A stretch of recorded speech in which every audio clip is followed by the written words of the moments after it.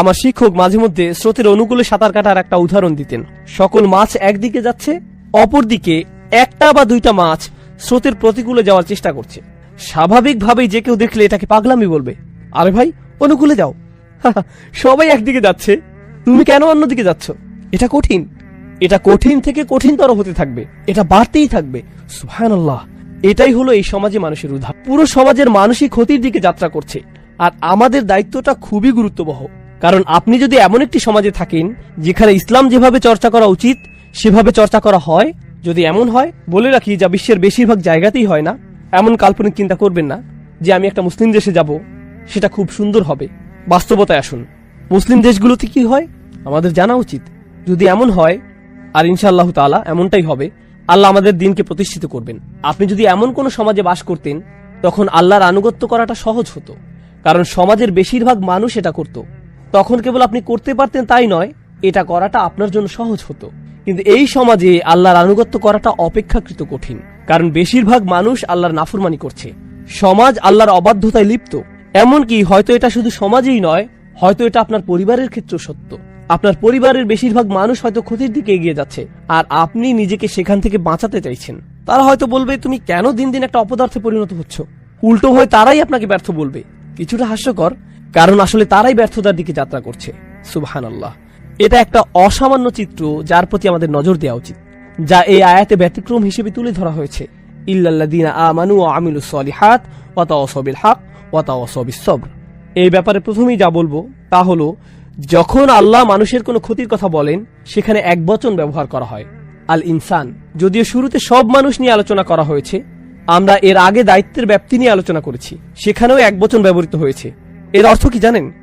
দিন শেষে আপনি ভাবতে পারেন আপনি সমাজের অনুসরণ করছেন, আপনি সমাজের অনেককে আপনার সাথে পাবেন, আপনার পরিবার আপনার সাথে আছে, আপনার গোত্র আপনার সাথে আছে, আপনার দেশ আপনার সাথে আছে, কিন্তু যখন আপনার কোনো ভুলের ক্ষতিপূরণ দিতে হবে, কেউই আপনার সাথে থাকবে না, আপনি নিজেই এর ক্ষতিপূরণ দিবেন। মানুষ সমাজ অনুসরণ করে, কিন্তু যখন সময় আসবে, ওয়াতাকাত্তাআত বিহিমুল আসবাব, সকল সুসম্পর্ক শেষ হয়ে যাবে। কিন্তু ব্যতিক্রমের কথা যদি ভাবেন, কিন্তু আল্লাহ বলেননি ইল্লাল্লাযীনা আমানা ওয়া আমিলা সলিহা ওয়া তাওয়াসাউ বিল হক ওয়া তাওয়াসাউ বিস সবর। না, তিনি এখানে একবচন ব্যবহার করেননি, তিনি এখানে বহুবচন ব্যবহার করেছেন। তাহলে আমাদের অবশ্যই একবচন থেকে বহুবচনের পার্থক্য বুঝতে হবে। আমরা এ থেকে যা বুঝতে পারি তা হলো, এই সামান্য কিছু মানুষ যারা সমাজের আর 10 জনের মতো নয়, তারা স্রোতের প্রতিকূলে চলে, তাদের বাঁচার একমাত্র উপায় হলো তাদেরকে একত্রিত হতে হবে, একসাথে মিলতে হবে। তারা আলাদা হতে পারবে না। এটা এমন পাতার মতো যা গাছ থেকে বিচ্ছিন্ন হলে মরে যায়। তাদেরকে অবশ্যই উম্মার সাথে একত্রিত হতে হবে। উম্মার একতা, বিশ্বাসীদের এর সাথে লেগে থাকে আমাদের বাঁচার উপায়, যা এই আয়াতে ফুটে উঠেছে। কারণ এখানে বহুবচন ব্যবহৃত হয়েছে। ঈমান এমন কোনো বিষয় নয় যা আপনি একা একা ধরে রাখতে পারবেন। ঈমান ভালো মানুষের সাহচর্য উন্নত হয়, মনে করিয়ে দেওয়ার মাধ্যমে, কোনো উপদেশের মাধ্যমে, জামাতে নামাজ আদায় করার মাধ্যমে এটা উন্নত হয়। এগুলো সবই ঈমান তাজা করে, কারণ এগুলো আমরা একসাথে করি, এগুলো সবাই মিলে করি। তাই আমিলু এখানে শব্দটি খুবই চমৎকার। আল্লাহ তাআলা ব্যতিক্রমী গুণগুলো বহুবচনের মাধ্যমে বলেছেন। হয়তো আপনার মনে হতে পারে ঈমান হলো ব্যক্তিগত বিষয়। আচ্ছা, ভালো কাজ হয়তো আমরা একসাথে করতে পারি, তাওয়াসাউ বিল হক, তাওয়াসাউ বিস সবর, এগুলোতে অন্য মানুষের সহায়তা লাগে, কিন্তু ঈমান তো ব্যক্তিগত বিষয়। কিন্তু এমন কি ঈমানকেও আল্লাহ তাআলা সামষ্টিক কাজ বলেছেন। এ থেকে আমরা যা বুঝতে পারলাম, আপনি যদি মনে করেন আপনার ঈমান আছে আর আপনার সমাজের কোনো কর্তব্য নেই, মসজিদের জন্য কর্তব্য নেই, আপনি মসজিদের ইমামের কাছ থেকে প্রতিদিন বয়ান শুনেন না, আপনার আশেপাশে ভালো পরামর্শ দেওয়ার মতো ভাই বা বোন নেই, তাহলে আপনার অবশ্যই ঈমানের ঘাটতি দেখা দিবে। আর যারা মসজিদ থেকে নিজেকে বিচ্ছিন্ন করে রাখেন, আপনি নিজে এটা টের পাবেন, হ্যাঁ আমার ভালো লাগছে না, আমার মসজিদে যাওয়া উচিত। এটা কিন্তু শুধু নামাজের জন্য না, আপনি হয়তো বাসায়ও নামাজ পড়েন, এটা হলো বিশ্বাসীদের সাহচর্য পাওয়ার জন্য। তারা একে অপরকে স্মরণ করিয়ে দেয়, তারা একসাথে নিজেদের ঈমান ভালো রাখে। দিন শেখার ক্ষেত্রেও এমনটি হওয়া উচিত। আপনি যদি বসে একটি আলোচনা শোনেন, আপনি হয়তো উপকৃত হবেন, কিন্তু যখন ভাই বোন মিলে একসাথে শুনবেন, এটা আসলে বেশি উপকার দেয়, এটা ঈমানকে বেশি তাজা করে। আপনি যদি দেখেন অনেক মানুষ একসাথে কোনো প্রোগ্রামে জমায়েত হয়েছে, এটাই একটা অনেক বড় প্রেরণা। ভাই, আমার এমন জায়গায় আরো বেশি আসা উচিত। আপনি হয়তো সেখানে কাউকে চেনেনও না ঠিক মতো। লা ইলাহা ইল্লাল্লাহর একটা শক্তি আছে, যেটা একে অপরকে মিলিয়ে দেয় আর শক্তি সঞ্চয় করে। এমন ভালোবাসা আর সহমর্মিতা আমাদের থাকা উচিত। তাহলে এটা হলো একবচন থেকে বহুবচনে যাওয়ার ব্যাপারটি। এখানে আরেকটি লক্ষণীয় ব্যাপার হলো ইল্লাল্লাযীনা আমানু। আল্লাহ আযজা ওয়া জাল্লা এই আয়াতে ঈমানের কোনো যোগ্যতার কথা বলেননি। আল্লাযীনা আমানু বিল্লাহি ওয়া মালাইকাতিহি ওয়া কুতুবিহি ওয়া রুসুলিহি ওয়াল ইয়াউমিল আখিরি, কিছুই না। তিনি বলেননি তারা আল্লাহকে বিশ্বাস করে, বিচার দিনে বিশ্বাস রাখে, কিছুই না। তিনি শুধু বলেছেন তাদের ঈমান আছে। এরা কারা? এটা কেমন ঈমান?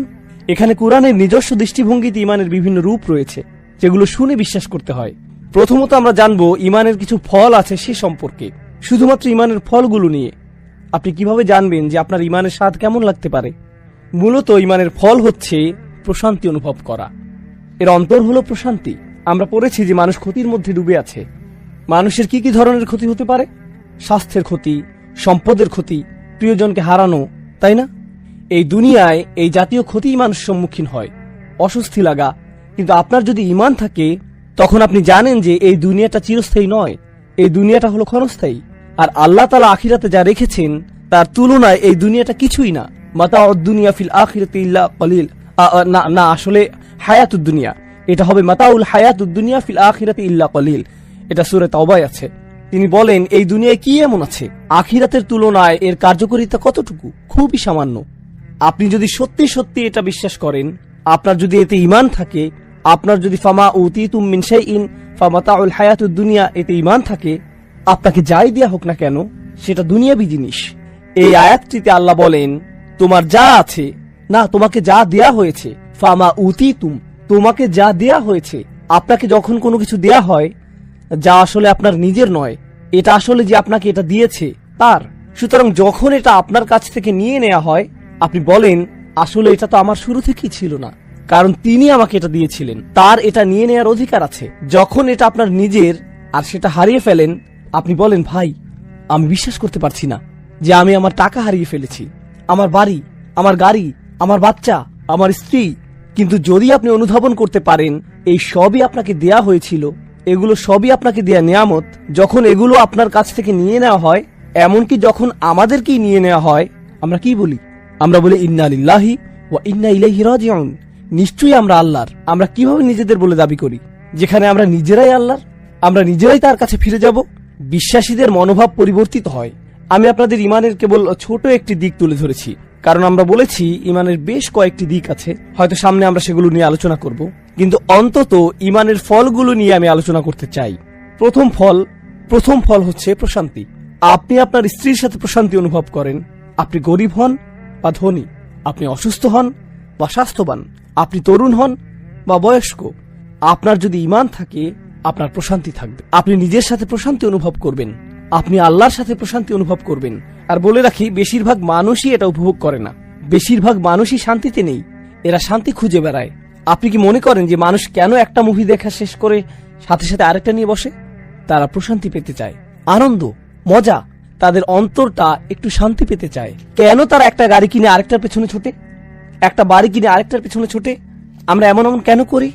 কারণ আমাদের অন্তর শান্ত নয়। কিন্তু আল্লাহ বলেন আলা বিযিকরিল্লাহি তাতমাইন্নাল কুলুব, আল্লাহর স্মরণের মাধ্যমে এই অন্তরগুলো প্রশান্ত হয়, শান্ত হয়।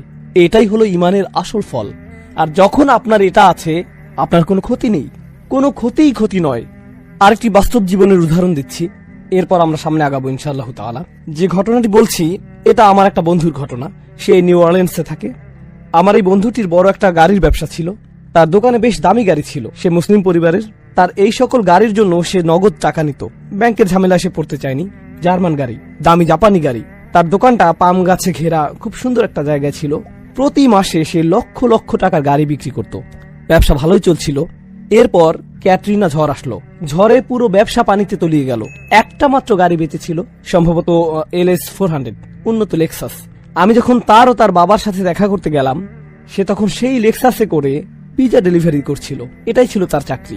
এখন আপনি ভাবুন সে কোথায় থেকে কোথায় গেল, কেমন ধরনের জীবনযাপন, কেমন ধরনের আর্থিক লেনদেন থেকে কেমন ধরনের জীবনে সে প্রবেশ করলো, যেখানে সে পিজা ডেলিভারি করে, একটা পিজা রেস্টুরেন্টে কাজ করে, কিন্তু তার মুখে বড় একটা হাসি ছিল। আমি তার দিকে তাকালাম। ভাই, মানুষ এই ধরনের ব্যবসায়িক ক্ষতির মুখে পড়লে মানুষের ঠিকমতো খাওয়া দাওয়া হয় না, তারা আত্মহত্যা করে, তারা মাটিতে লুটিয়ে পড়ে, তারা এটা একেবারেই নিতে পারে না, তারা এটা নিতেই পারে না। কিন্তু এটা কিসের হাসি? সে বলল, যখন ব্যবসা ভালো চলছিল আমাদের মসজিদে যাওয়ার সময়টুকু ছিল না, আমি আমার বউকে ঠিকমতো দেখতাম না, বাচ্চাদের সাথে দেখা হতো না। এখন সুবহানাল্লাহ, আমরা প্রতি ওয়াক্তের নামাজ মসজিদে পড়ি, থাকার জন্য মাথার উপর ছাদ আছে, প্লেটে খাবার আছে, আমরা কেন অখুশি হব? আমাদের কৃতজ্ঞ হওয়া উচিত। সুবহানাল্লাহ, ঈমান থাকলে এটা কোনো ক্ষতিই না, এই ধরনের ক্ষতিও কোনো ক্ষতি না। কিন্তু আপনার যদি ঈমান না থাকে তাহলে এটা একটা ক্ষতি। এরপর আপনি পড়ে যাবেন, আপনি বাঁচতে চাইবেন না। মানুষ আত্মহত্যা করতে চায় কারণ সে এই মেয়েকে বিয়ে করতে চায়, কিন্তু সে তো অন্য একজনকে বিয়ে করেছে। এরপর সে ব্রিজ থেকে লাফ দেয়। সত্যিকারের ঘটনা, 90-এর দশকে নিউ ইয়র্কে ঘটেছিল। একজন এক মেয়েকে বিয়ে করতে চেয়েছিল, সে অন্য একজনকে বিয়ে করে, ফলে সে ব্রুকলিন ব্রিজ থেকে লাফ দিয়ে আত্মহত্যা করে, নিজেকে শেষ করে দেয়। খুবই দুঃখজনক ঘটনা। কখন এমনটি ঘটে? যখন আপনি আল্লাহ ছাড়া অন্য কিছুকে প্রাধান্য দেন। আর আল্লাহকে প্রাধান্য দিলে আপনার অন্তরে প্রশান্তি আসবে। আর এটা ততক্ষণ আসবে না যতক্ষণ আপনার ঈমান নেই। এটা ক্ষতি থেকে বাঁচিয়ে দিবে। ইল্লাল্লাযীনা আমানু, এটাই প্রথম বিষয়।